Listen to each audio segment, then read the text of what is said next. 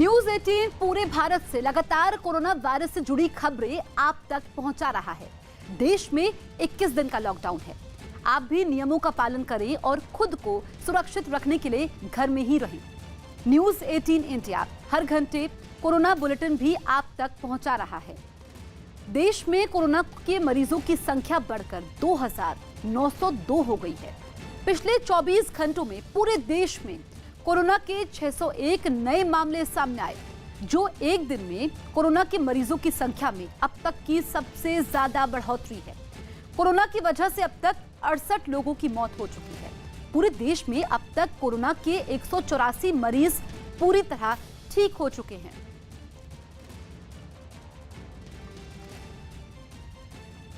Corona मामले में देश के 14 हॉटस्पॉट में से एक महाराष्ट्र के पुणे में पिछले 24 घंटों के समय कोरोना के 14 नए मामले सामने आए हैं। पुणे जिले के हड़पसर और पिरंगुट इलाकों में कोरोना पॉजिटिव के मरीज मिले हैं। इसी के साथ पुणे में कोरोना पॉजिटिव मरीजों की संख्या 74 पहुंच गई है। महाराष्ट्र में कोरोना वायरस के मरीजों की संख्या अब 490 का आंकड़ा पार कर चुकी है, जबकि कोरोना से पीड़ित 26 लोगों की मौत हो चुकी है। दिल्ली में कोरोना के मरीजों की संख्या तेजी से बढ़ रही है। दिल्ली में कोरोना पॉजिटिव लोगों की संख्या अब तक 386 तक पहुंच गई है। महज 24 घंटों में दिल्ली में कोरोना के 165 नए मामले सामने आए हैं। दिल्ली के कुल 386 मरीजों में 359 मामले तबलीगी मरकज से जुड़े हैं। पिछले 24 घंटों में 2 मौत के साथ ही दिल्ली में कोरोना से मरने वालों का आंकड़ा 6 पहुंच गया। 10 मरीज ठीक हुए हैं।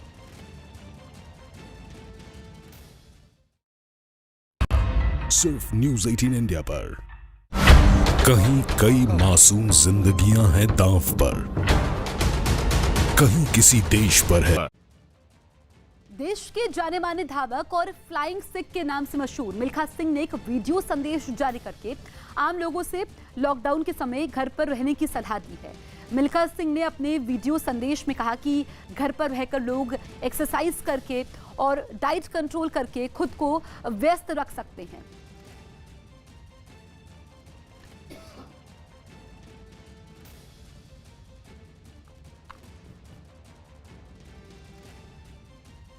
यूपी के गोंडा में लॉकडाउन की वजह से घरों में कैद कुछ बच्चों ने लोगों को जागरूक करने की कोशिश शुरू की। इन बच्चों ने मोबाइल पर कोरोना से बचाव के लिए सावधानी बरतने की सलाह देते हुए वीडियो बनाया है। उसे सोशल मीडिया पर भेजकर लोगों से सुरक्षित रहने की अपील की है। सोशल मीडिया पर बच्चों के ये वीडियो वायरल हो रहे हैं।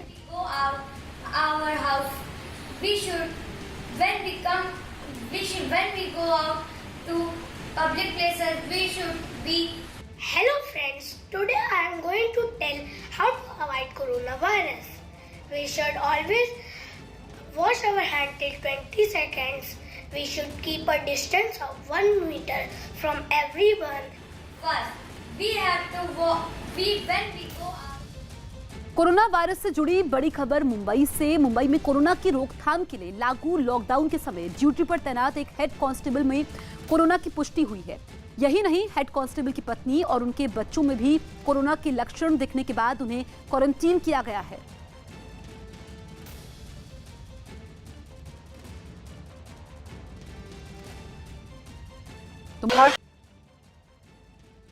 कोरोना वायरस की वजह से लागू किया गया लॉकडाउन अगर लोगों को घरों में रहने को मजबूर कर रहा है, तो इस लॉकडाउन ने उन बेजुबान जानवरों की मुश्किलें जरूरत से ज्यादा बढ़ा दी है, जो राहगीरों पर ही निर्भर रहते हैं। लॉकडाउन की वजह से लोगों ने घरों से निकलना बंद किया तो बेजुबान जानवरों को उनकी भूख सताने लगी। जानवरों का इस दर्द को समझा बरेली रेंज के डीआईजी राजेश कुमार पांडे ने। राजेश कुमार पांडे अपनी ड्यूटी में मुस्तैद तो हैं ही, इन बेजुबानों की भी सेवा करने में कोई कोताही नहीं कर रहे। राजेश कुमार पांडे का एक वीडियो सामने आया है, जिसमें वो बंदरों को खाना और चने खिला रहे हैं।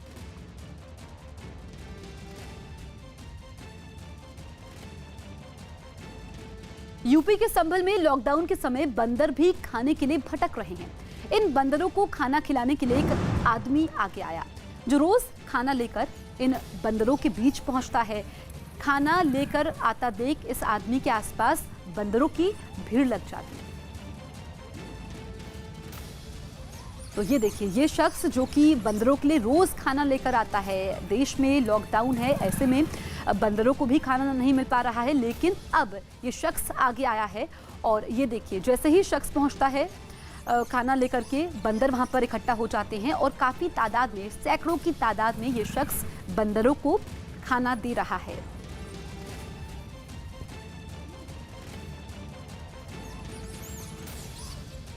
यूपी के हाथरस में तबलीगी जमात से लौटे 4 लोग कोरोना पॉजिटिव पाए गए हैं, जिससे हड़कंप मच गया है।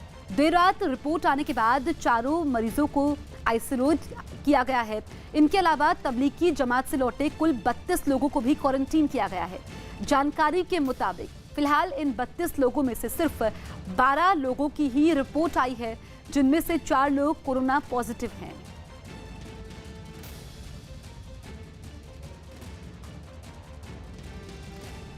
यूपी के बागपत में कोरोना का दूसरा मरीज मिला, जिसे आइसोलेशन सेंटर में भेज दिया गया है। ये मरीज नेपाल का रहने वाला बताया गया, जो तबलीगी जमात में शामिल होकर बागपत आया था। पुलिस ने तबलीगी जमात से आए 249 लोगों को क्वारंटीन किया था, जिसमें से 7 लोगों में लक्षण पाए गए। 2 दिन पहले ही इनके सैंपल भेजे गए थे, जिनमें 1 की रिपोर्ट आई है। बाकी 6 लोगों की रिपोर्ट का प्रशासन को इंतजार है।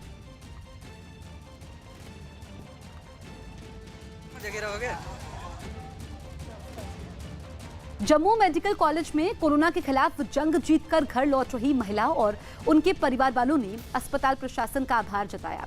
20 दिन के इलाज के बाद महिला जब घर लौटने लगी तो उसने और उनके परिवार वालों ने हाथ हिलाकर मेडिकल कॉलेज के डॉक्टरों और दूसरे स्टाफ का आभार जताया।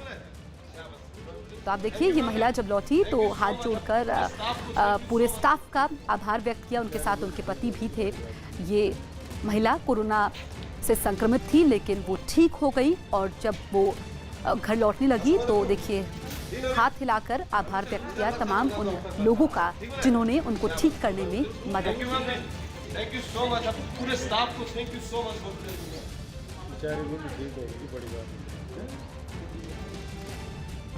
दिल्ली में कोरोना के लगातार बढ़ते मरीजों के बीच जीबी पंत अस्पताल के डॉक्टरों ने बड़ा आरोप लगाया है।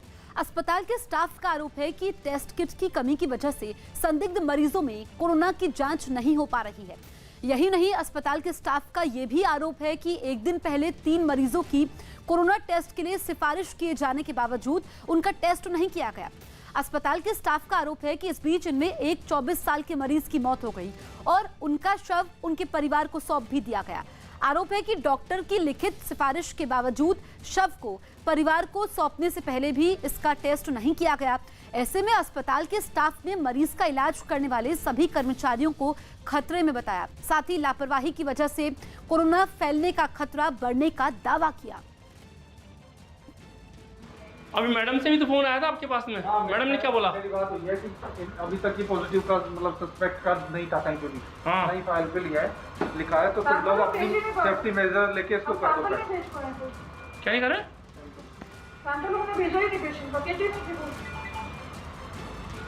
मैडम को सारी बात बता दी मैंने। नीचे जो टेक्नीशियन है ना, अच्छा विकेट में रैप करके भेज दो। पॉजिटिव तो बोल ही नहीं सकते जब तक हमने किया नहीं कोई टेस्ट। आपने डॉक्टर साहब, आपने तो 3 बार रेफरल लिखा ना? रेफरल लिखो, लेकिन कोई आया नहीं देखने। किसी नहीं है उनके पास, टेस्टिंग किट नहीं है।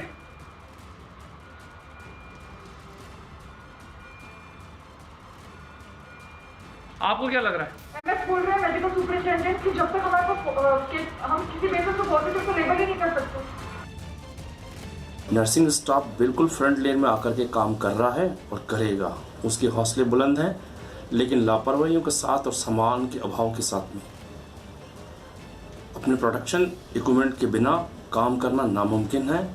और जैसा कि कल की घटना देखी गई है, सारे बच्चे हमारे डर गए थे और प्रशासन द्वारा, पूरे जिम्मेदार प्रशासन को, एमएस सब लोगों को हमने अवगत कराया था। उनके द्वारा कोई कदम नहीं उठाया गया और बिना टेस्ट कराए उसका पार्थिव शरीर दे दिया गया मरीज का। ये दोबारा ये घटना नहीं होनी चाहिए।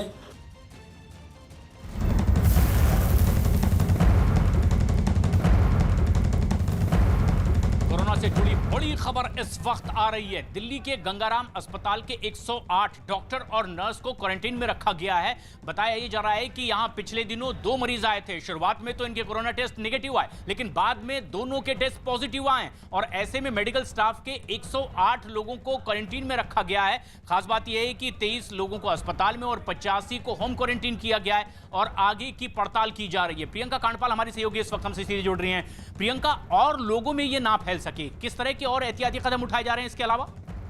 जी बिल्कुल, जिस वार्ड से क्योंकि जैसे कि अभी आपने बताया कि जो 2 पेशेंट आए थे शुरुआत में नेगेटिव टेस्ट थे, दोबारा टेस्ट होने पर वो पॉजिटिव रहे हैं। ऐसे में तमाम लोग जो संपर्क में आए हो सकते हैं उन 108 लोगों को क्वारंटीन कर दिया गया है।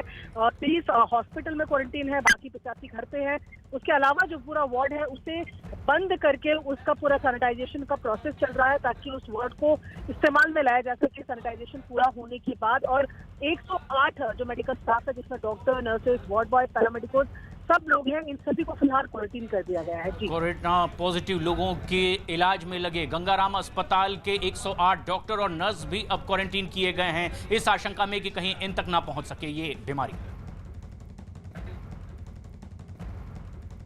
एक तरफ पूरी दुनिया कोरोना वायरस की मुसीबत से पीछा छुड़ाने के लिए हर तरह का जतन कर रही है, तो वहीं पाकिस्तान की खुफिया एजेंसी ISI इस कोरोना वायरस के जरिए आतंक की नई जंग छेड़ने की तैयारी कर रही है। खुफिया एजेंसियों की खबरों पर यकीन किया जाए तो पाकिस्तान ने कोरोना वायरस से संक्रमित आतंकवादियों को सरहद पार करवाकर भारत में दाखिल करवाने की फिराक है। भारत के साथ साथ पाकिस्तान भी कोरोना वायरस की महामारी से बुरी तरह प्रभावित है। बावजूद इसके भारत की सरहद पर उसकी हरकतों में कोई कमी नहीं आई है। पाकिस्तान अभी तक 411 बार सीजफायर तोड़ चुका है। ये पता चला है कि पूरी LOC पर पाक सेना के करीब 860 फौजी क्वारंटीन में, जिनमें 40 कोरोना पॉजिटिव सेना के अफसर भी शामिल हैं। और पाकिस्तान की कब्जे वाले कश्मीर में मौजूद आतंकवादियों के लॉन्च पैड में कई आतंकी ऐसे भी हैं जो कोरोना वायरस की चपेट में हैं। पाकिस्तान की सेना की नई साजिश सामने आई है। पाकिस्तान की सेना ने LOC के पुंछ जिले के मेंढर सेक्टर, बालाकोट, मनकोट इलाकों में LOC पर आग लगाई है। अंदाजा लगाया जा रहा है कि आग की आड़ में पाकिस्तान की सेना आतंकवादियों को सरहद पार करवाने की फिराक में है। सूत्रों का कहना है कि पाकिस्तान लगातार घुसपैठ करवाने के लिए फायर कर रहा है ताकि कोरोना से पीड़ित आतंकवादियों और सैनिकों को भारत की सीमा में घुसपैठ करवा सके। काफी हद तक आतंकवादी इस समय लॉन्चिंग पैड पर इस बीमारी की चपेट में हैं। ओडिशा के बेरहमपुर में लॉकडाउन की वजह से सड़कों पर जानवर भूखे घूम रहे हैं। जानवरों की समस्या को देखकर वहां के कुछ लोगों ने जानवरों को खाना खिलाया। लोगों ने जानवरों के लिए चावल पकाया, जानवरों को ढूंढकर उन्हें खाना खिलाया गया। तो ये देखिए ब्रह्मपुरा की तस्वीरें जहां पर जानवर बेहद परेशान नजर आए। पुलिस वहां पर पहुंचती है और जानवरों की मदद की जाती है।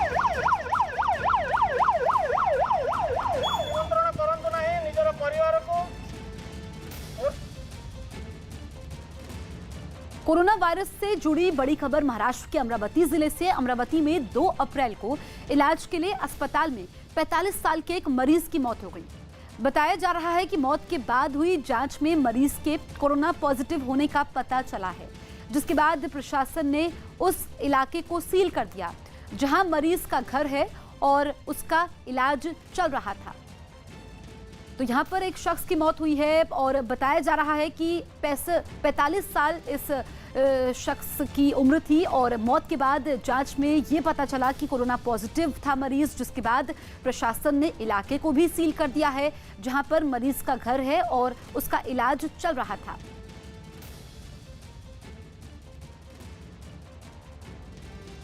पीएम मोदी ने पूर्व पीएम अटल बिहारी वाजपेयी की कविता आओ दीप जलाएं को ट्वीट किया है। पीएम मोदी ने कल ही राष्ट्र को संबोधित करते हुए देशवासियों से 5 अप्रैल को रात 9 बजे 9 मिनट तक दिया मोमबत्ती जलाने का आह्वान किया था। भरी दोपहरी में अधियारा सूरज परछाई से हारा, अंतरतम का नेह निचोड़े बुझी हुई बाती सुलगाए, आओ फिर से दिया जलाए। हम पड़ाव को समझे मंजिल,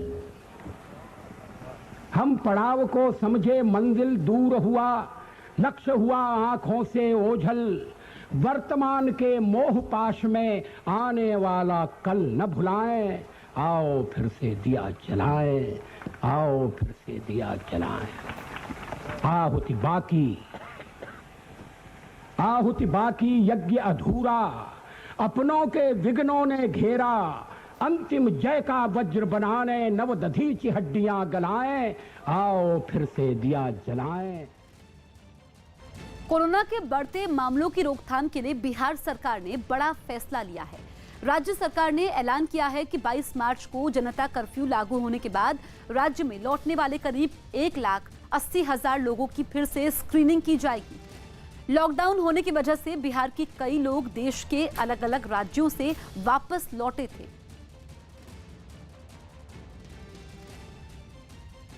ओडिशा के ब्रह्मपुर के सबसे बड़े अस्पताल MKCG के ब्लड बैंक में लॉकडाउन की वजह से ब्लड की कमी हो गई है।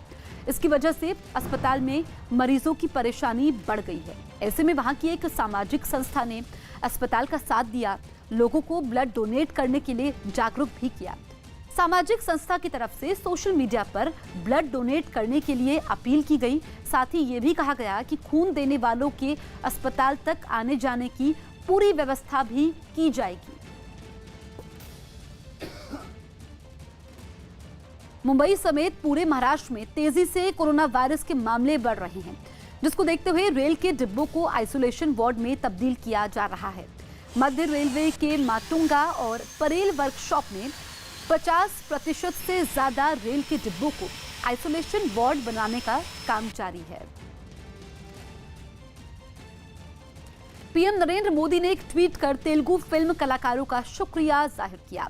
इससे पहले तेलुगु फिल्म एक्टर चिरंजीवी, नागार्जुन, वरुण तेज और साई दर्शन तेज ने एक वीडियो के जरिए लोगों से मिलकर कोरोना का मुकाबला करने, घर में रहने और सोशल डिस्टेंसिंग अपनाने की अपील की थी।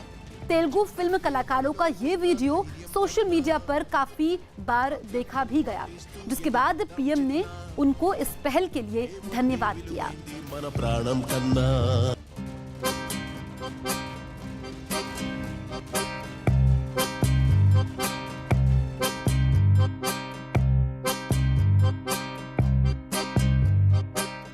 We gonna fight corona ఏదేమైనా, చిన్నదిలే మనలో ఉన్న ధైర్యం కన్నా, జాగ్రత్తలు పాటిస్తూ ఎదిరిద్దాం చిన్న, ఏముంది విలువైంది మన ప్రాణం కన్నా, నీ చేతల్లోనే కదా భవిత, నీ వైపు కంటూ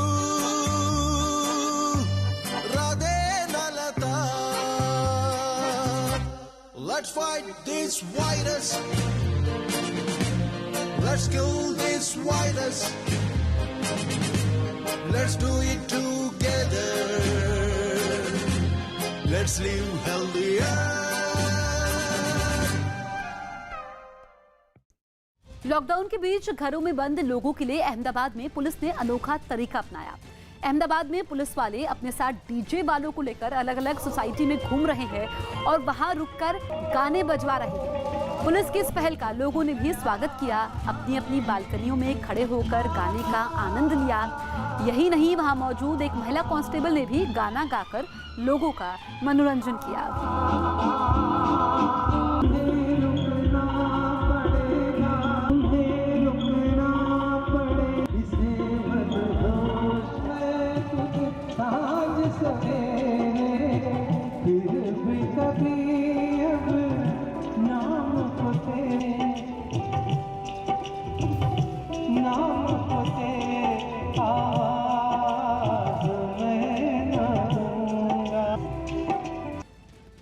महाराष्ट्र के नासिक में एक शख्स को गिरफ्तार किया गया है। जमील नाम के इस शख्स का एक वीडियो वायरल हुआ था, जिसमें वो 500-500 के नोट से अपनी नाक पोंछता दिखा था।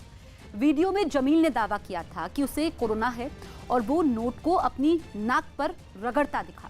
इसके बाद पुलिस ने उसे गिरफ्तार कर लिया। जैसे ही हमें पता चला कि टिकटॉक पे एक वीडियो अपलोड हुआ है, तुरंत कार्रवाई करते हुए हमने उस व्यक्ति को मालेगांव से तुरंत अरेस्ट किया। जो सीरियस सेक्शंस हैं प्रीवियस ऑफेंसेस के, वो सेक्शंस के तहत उसके ऊपर गुनाह दाखिल किया है और कोर्ट में प्रोड्यूस किया है और हमें उसकी पुलिस कस्टडी में दिया। लॉकडाउन के बीच घर में कैद विकी कौशल ने घर के पंखे की सफाई करते हुए वीडियो सोशल मीडिया पर शेयर किया है, जिसमें वो जमीन पर खड़े होकर ही पंखा साफ करते दिख रहे हैं। पंखा साफ करने के साथ ही उन्होंने अपनी लंबाई को एक अमिताभ बच्चन के गाने से भी जोड़ दिया। विकी के इस वीडियो को फिल्म इंडस्ट्री के कई एक्टर उसमें उन्होंने कमेंट किया है। एक्टर कृति सेनन ने उनके काम को उनकी लंबाई का फायदा और नुकसान दोनों बताया। जिसका लड़का लंबा है उसका भी बड़ा काम है, पंखे साफ करवा लो, स्टूल का क्या काम है। वाह वाह वाह।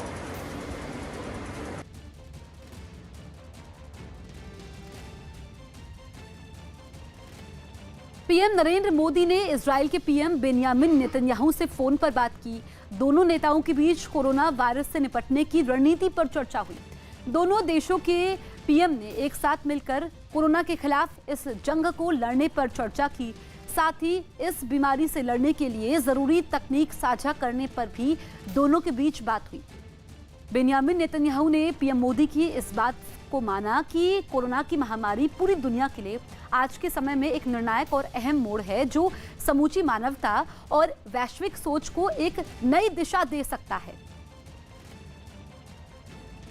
लॉकडाउन के समय दिल्ली की ओखला सब्जी मंडी में भारी भीड़ दिखाई दी। सोशल डिस्टेंसिंग भूलकर लोग सब्जियां खरीदते नजर आए। हालांकि कई लोगों ने मुंह पर मास्क लगाया हुआ था। ओखला सब्जी मंडी दिल्ली की बड़ी सब्जी मंडी है, जहां से आसपास के कई इलाकों में सब्जियां ले जाई जाती हैं। लेकिन लॉकडाउन के समय सोशल डिस्टेंसिंग को भूलकर यहां बड़ी लापरवाही दिखाई दी। तो देखिए तस्वीरें आप दिल्ली की ओखला सब्जी मंडी की, जहां पर सोशल डिस्टेंसिंग की धज्जियां उड़ाई जा रही हैं। सब्जी मंडी में काफी तादाद में लोग पहुंचे हैं और सोशल डिस्टेंसिंग का पालन नहीं हो रहा है। बड़ी लापरवाही। और ये दिल्ली की ओखला सब्जी मंडी से सब्जियां दिल्ली के अलग अलग इलाकों में पहुंचती हैं और देखिए काफी तादाद में यहाँ पर लोग जुटे और सब्जियों को लेकर जा रहे हैं। कोरोना वायरस की वजह से भारत में 21 दिन का लॉकडाउन किया गया है, यानी एक ऐसा वक्त जब आपको अपने घरों से बाहर नहीं निकलना है। बावजूद इसके लोग लगातार लॉकडाउन को तोड़ रहे हैं। इसी लॉकडाउन के बीच सोशल मीडिया पर रूस की एक तस्वीर भी वायरल हो रही है। इस तस्वीर में एक शेर दिखाई दे रहा है और तस्वीर को लेकर दावा यह है कि रूस की सरकार ने लॉकडाउन न तोड़ने के लिए सड़कों पर शेर और बाघ जैसे खूंखार जीवों को छोड़ दिया है। क्या सच में रूस सरकार ने लॉकडाउन लागू करने के लिए शेरों को खुला छोड़ दिया है? कोरोना से बचाव के लिए रूस का प्लान। सड़कों पर खुले छोड़ दिए 500 से ज्यादा शेर। लॉकडाउन तोड़ने वालों को दिखाया शेर का डर। कोरोना वायरस जैसी भयानक महामारी के बीच सोशल मीडिया पर यह तस्वीर वायरल हो रही है।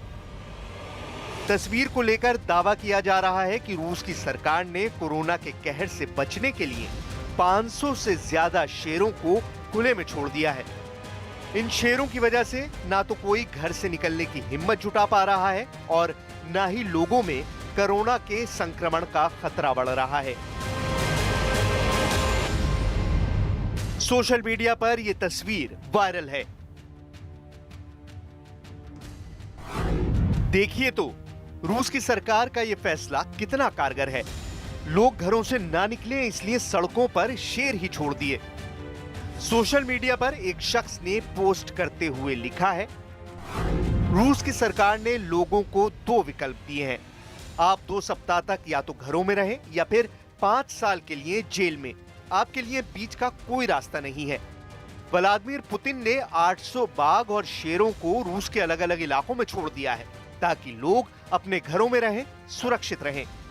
फेसबुक, ट्विटर जैसी सोशल नेटवर्क साइट्स पर दावा किया जा रहा है कि कोरोना वायरस की महामारी को फैलने से रोकने के लिए रूस की सरकार ने इन शेरों को खुलेआम सड़कों पर छोड़ दिया है।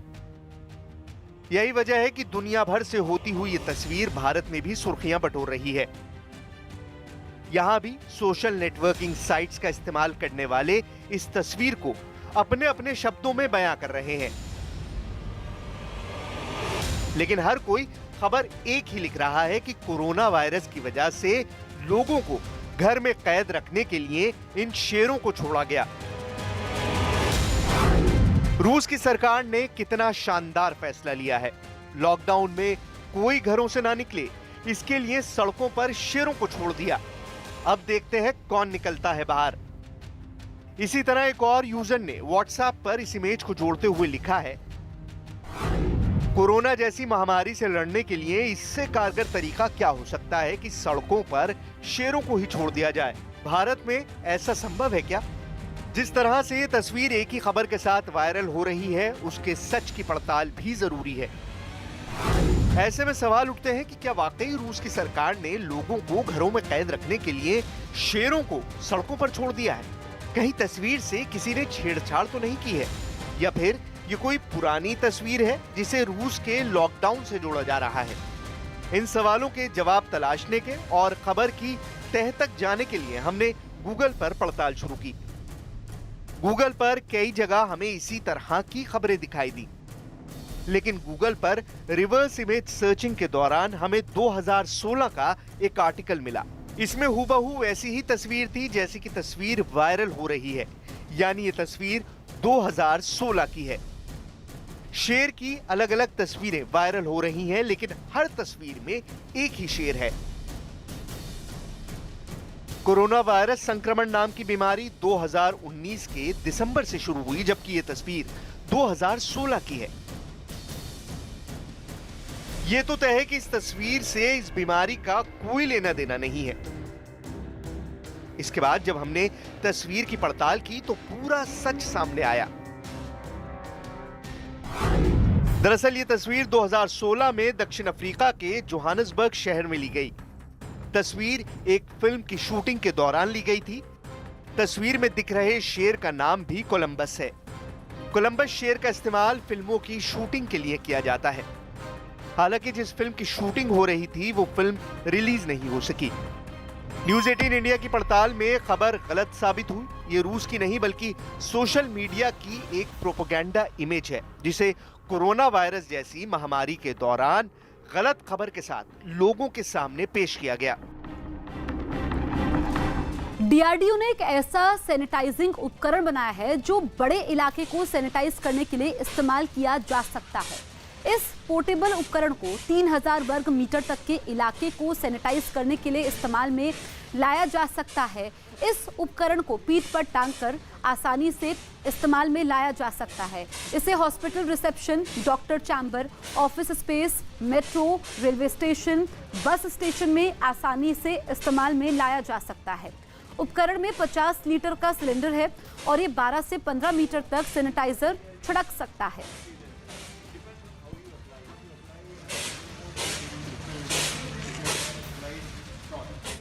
मुंबई के पास भाईखला में सुबह के वक्त पुलिस की मौजूदगी में सब्जी मंडी खुली।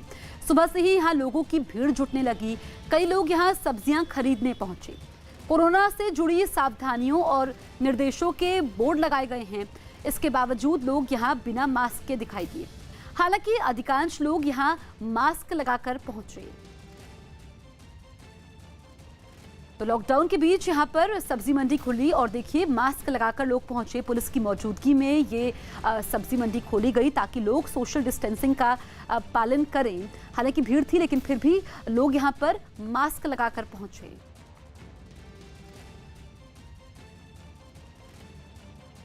कोरोना की बीमारी से अमेरिका सबसे ज्यादा प्रभावित है। वहां रोजाना मरने वालों की संख्या में बढ़ोतरी हो रही है। अस्पताल में बड़ी संख्या में मरीज भी भर्ती हो रही हैं। ऐसे में वहां स्वास्थ्य कर्मियों को दिन रात काम करना पड़ रहा है। अमेरिका के पेंसिल्वेनिया के एक अस्पताल की ऐसी तस्वीरें सामने आई जिसमें अस्पताल के कर्मचारी डांस करके अपनी थकान दूर कर रहे हैं। अस्पताल की ही एक कर्मचारी ने ये वीडियो बनाकर सोशल मीडिया पर पोस्ट किया।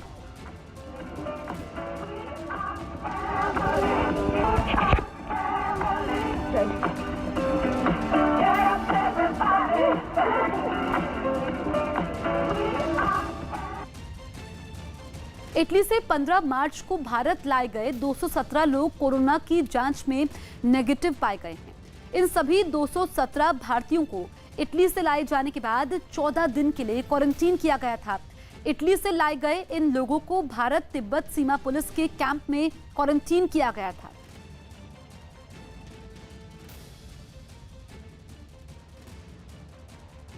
पांच अप्रैल को रात 9 बजे मोमबत्ती और दिया जलाने की पीएम मोदी की अपील के बाद बाजारों में मोमबत्ती और दिए खरीदने के लिए भीड़ जुटने लगी है। दुकानदारों का कहना है कि पीएम मोदी की अपील के बाद मोमबत्ती और दिए की डिमांड काफी बढ़ गई है। कई सब्जी वालों ने भी दिए बेचने शुरू किए हैं। पीएम मोदी ने कोरोना के खिलाफ लड़ाई में लोगों से अपील की है कि वो 5 अप्रैल को रात 9 बजे 9 मिनट के लिए मोमबत्ती, दिए और टॉर्च जलाकर एकजुटता दिखाएं।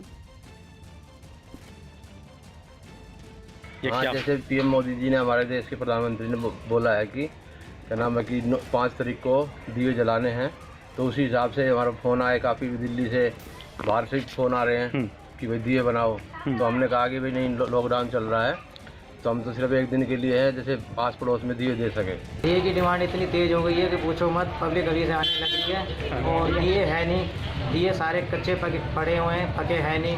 क्यों? काम हमारा बंद कर दिया है, ना बुरादा आ रहा है, ना इधर कुछ भी नहीं आ रहा है। एक तरफ देश भर में लॉकडाउन है, लोगों से एक दूसरे से दूरी बनाकर रहने की अपील की गई है, तो दूसरी तरफ कई ऐसी तस्वीरें भी सामने आ रही हैं जो कोरोना के खिलाफ इस लड़ाई को कमजोर। कोविड के पॉजिटिव या सस्पेक्टेड ऐसे कुल मिला के मरीज़ एडमिट हैं, जिसमें से 5 मरीज़ आईसीयू में हैं। वो थोड़ा सा उनको ऑक्सीजन सपोर्ट पर है, वेंटिलेटर इत्यादि पर नहीं है। बाकी सब लोग अलग अलग आइसोलेशन वार्ड्स में हैं, वो सभी स्टेबल हैं। मेडिकल सुपरिटेंडेंट साहब के साथ अस्पताल में जहाँ जहाँ व्यवस्थाएं की गई हैं, अलग अलग ब्लॉक्स में स्पेसिफिकली डेडिकेटेड वार्ड्स बनाए गए हैं।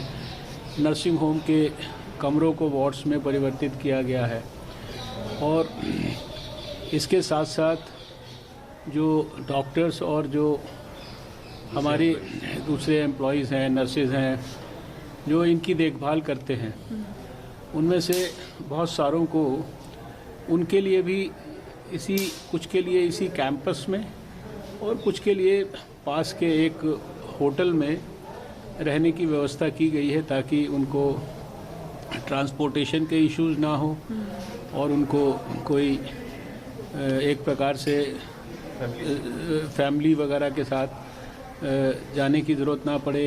यहीं आसपास ही वो जिसे कहते हैं सेमी क्वारंटाइन, उस तरह की फैसिलिटी में रहें। तो ये सारी व्यवस्थाओं को मैंने देखा है और सारे सिस्टम के अंदर लोग जागरूक हैं, व्यवस्थाओं को आवश्यकता के हिसाब से एक्सपेंड भी करते जा रहे हैं। ओपीडी को अभी 2 दिन के बाद से उन्होंने निर्णय लिया है कि वो पूरी तरह से बंद करेंगे।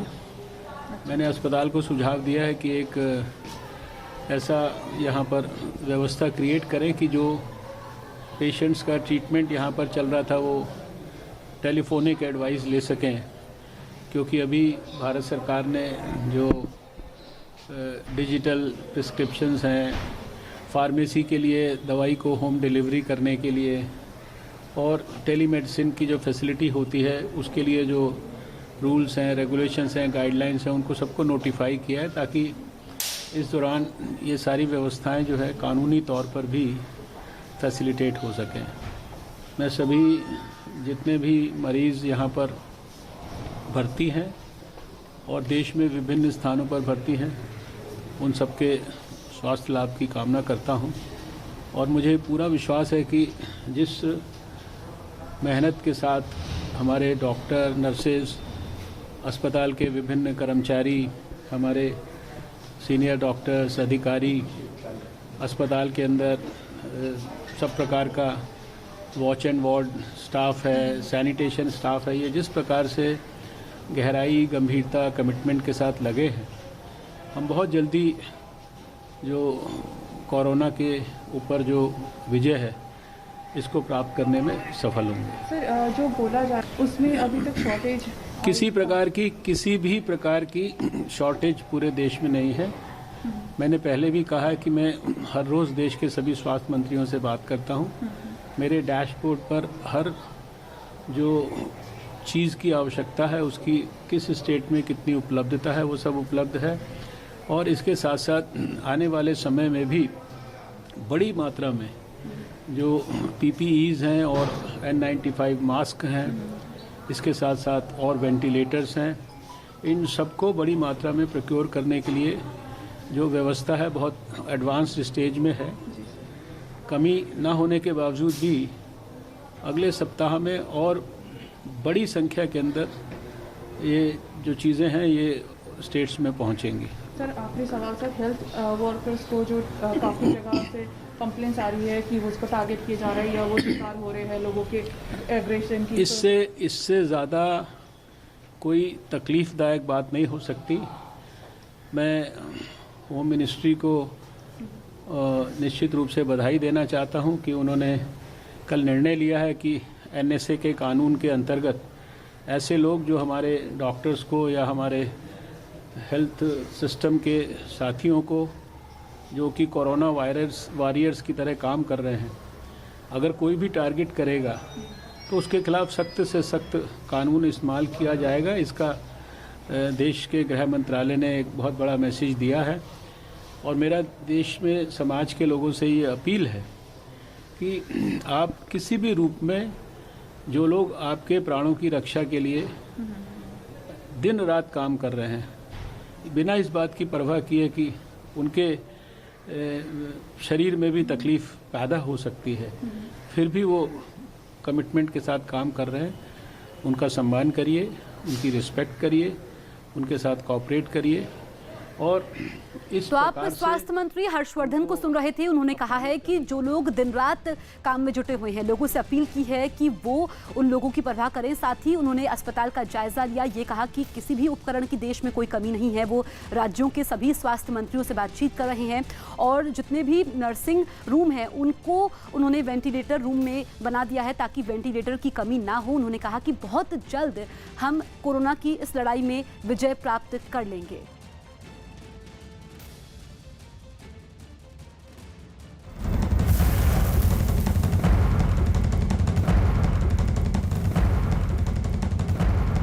और एक बड़ी खबर इस वक्त की, उत्तर प्रदेश के मुख्यमंत्री योगी आदित्यनाथ ने कहा है कि अगर समय पर जरूरतमंदों तक खाना नहीं पहुंचा तो जवाबदारी जिलाधिकारियों की होगी। उन्होंने कहा है कि लॉकडाउन के वक्त दोनों वक्त का खाना जरूरतमंदों तक, दोपहर का खाना सुबह 10 बजे से 2 बजे तक पहुंच ही जाना चाहिए शर्तिया तौर पर, और शाम को 6 बजे से 8 बजे के बीच रात का खाना लोगों तक पहुंच जाना चाहिए। सीएम हेल्पलाइन नंबर पर किसी भी तरह की शिकायत नहीं आनी चाहिए। अगर ये नौबत आती है तो जिम्मेदारी जिलाधिकारियों की होगी। उन्होंने साफ तौर पर कह दिया है कि इस मामले में कोई कोताही बर्दाश्त नहीं की जाएगी कि जरूरतमंदों तक खाना वक्त पर नहीं पहुंचाए।